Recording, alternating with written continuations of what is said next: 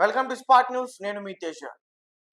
హైదరాబాద్ కుషాయిగూడలో నిన్న ఒక దారుణమైన సంఘటన జరిగింది. ఒక రియల్ ఎస్టేట్ వ్యాపారిని అతి దారుణంగా రోడ్డుపైనే పొడిచి చంపేశారు. దీనికి సంబంధించిన విజువల్స్ చూస్తుంటే ప్రతి ఒక్కరికి కూడా వణుకు పుట్టేస్తుంది. ఇక్కడ చచ్చే వరకు కూడా ఆ ప్రజలందరూ కూడా చూస్తుండగానే పొడిచి పొడిచి చంపేశారు ఇద్దరు దొండకు. ఒకరు డేనియల్, ఇంకొక వ్యక్తి పేరు ధనరాజ్. చనిపోయిన ఆ రియల్ ఎస్టేట్ వ్యాపారి వ్యక్తి పేరు శ్రీకాంత్ రెడ్డి.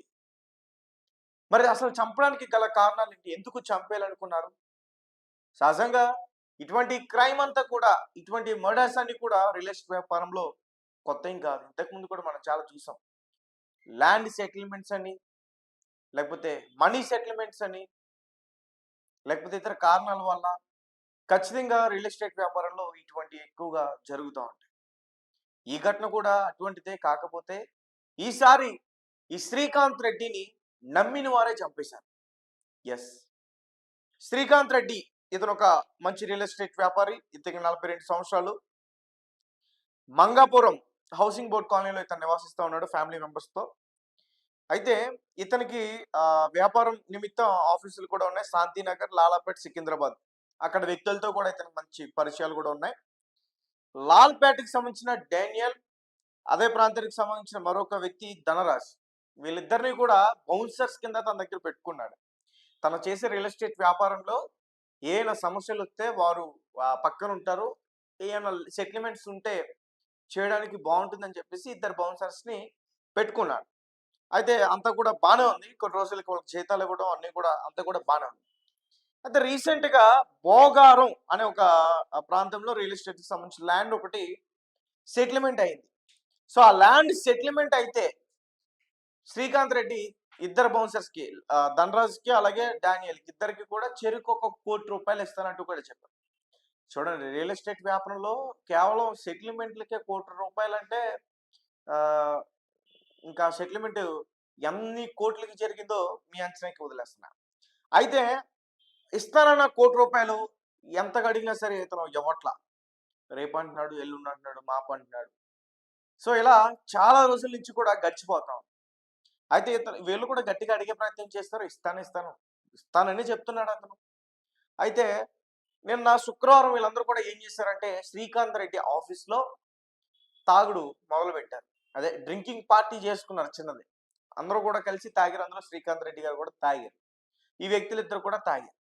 సో మరి అక్కడ వీళ్ళకి మాట పెరిగి తిట్టుకున్నారు. ఒకరినొకరు తిట్టుకున్నారు. దాని తర్వాత ఎవరింటికి వాళ్ళు వెళ్ళిపోయారు. శ్రీకాంత్ రెడ్డి తన ఇంటికి బయలుదేరాడు. శ్రీకాంత్ రెడ్డి వెనకాలే డానియల్ అలాగే ధనరాజ్ ఇద్దరు కూడా ఒక యాక్టివా స్కూటీ పైన తనని వెంబడించారు. అప్పటికే తనతో పాటు కొన్ని కత్తెలు తెచ్చుకున్నారు. వెంబడించారు.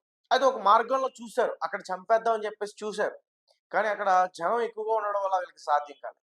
ఇంకా వాళ్ళ ఇల్లు దగ్గర అయితేనే కరెక్ట్ అని చెప్పేసి వాళ్ళ ఇంటి ఎదుట అతన్ని కిరాతకంగా ఆ కత్తులతో పొడిచి చంపేశారు. దానికి సంబంధించిన దృశ్యాలన్నీ కూడా అక్కడ ఉన్న కొంతమంది స్థానికులు రికార్డ్ చేశారు.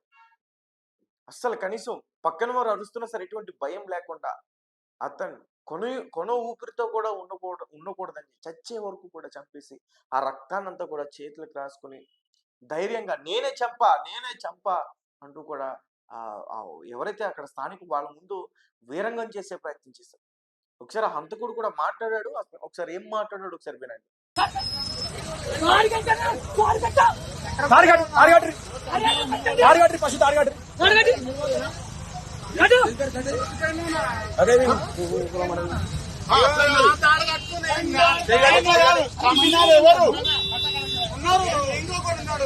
అవునా?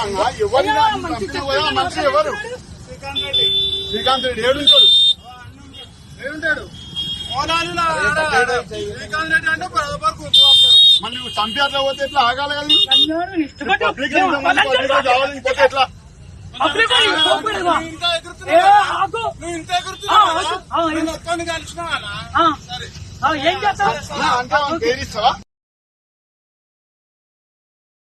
సో గాయ్స్, చూశారు కదా, అతను చంపేయడమే కాకుండా అక్కడ నిలదీస్తున్న ప్రశ్నిస్తున్న స్థానికులను కూడా ఇప్పుడు నువ్వు నేను ఒక్కడినే ఉన్నాను కాబట్టి నువ్వు మాట్లాడుతున్నావు, ఎగురుతున్నావు. ఆ! వస్తా, వస్తా చూస్తా అంటూ కూడా వాళ్ళని కూడా బెదిరించే ప్రయత్నం చేస్తున్నాడు. అసలు యాక్చువల్‌గా వీళ్ళిద్దరి మీద కూడా లాల్‌పేట కావచ్చు, కుషాయిగూడలో కావచ్చు, వీళ్ళిద్దరి పైన రౌడీ షీటర్స్ ఉన్నాయి. వీళ్ళు పెద్ద నేరస్తులు వీళ్ళు. సో, మరి ఇటువంటి వారిని బయటికి వదలడం కూడా కరెక్ట్ కాదని కొంతమంది స్థానికులు అక్కడ చెప్పే ప్రయత్నం చేస్తున్నారు. ఒక ప్రాణం తీసేశారు. వాళ్ళకి ఏమైనా సెటిల్మెంట్స్ ఉండొచ్చు, లేకపోతే ఏమైనా సమస్యలు ఉండొచ్చు. ఖచ్చితంగా పోలీస్ స్టేషన్ ద్వారానో, లేకపోతే కోర్టుల ద్వారానో వాటిని పరిష్కరించుకునే అవసరం అయితే ఉంటుంది. కానీ ఇలా ప్రాణాలు తీసే అవసరం అయితే సరికాదని నాకనిపిస్తుంది. సో, ఖచ్చితంగా వీళ్ళిద్దరికీ కఠినంగా శిక్ష పడే అవకాశం ఉంటుంది. అండ్ వీళ్ళ ప్లాన్ కూడా ఏంటంటే భోగారం ఏదైతే ల్యాండ్ సెటిల్మెంట్ అయిందో డైరెక్ట్‌గా చేద్దామని ప్లాన్ వీళ్ళది. సో, స్థానికులు కూడా అక్కడ మాట్లాడుతూ ఈ మధ్య కాలంలో హైదరాబాద్‌లో క్రైమ్స్ ఎక్కువగా పెరిగిపోతున్నాయి. రీసెంట్‌గా కూకట్పల్లి సహస్ర హత్య కావచ్చు, దాని తర్వాత భార్య హత్య కావచ్చు, రీసెంట్‌గా రేణుక చౌదరి ఒక మహిళ హత్య కావచ్చు. ఇప్పుడు కుషాయిగూడ. క్రైమ్స్ ఎక్కువగా పెరిగిపోతా ఉన్నాయి. అసలు నగరం అంతా కూడా నాశనం అయిపోతుంది.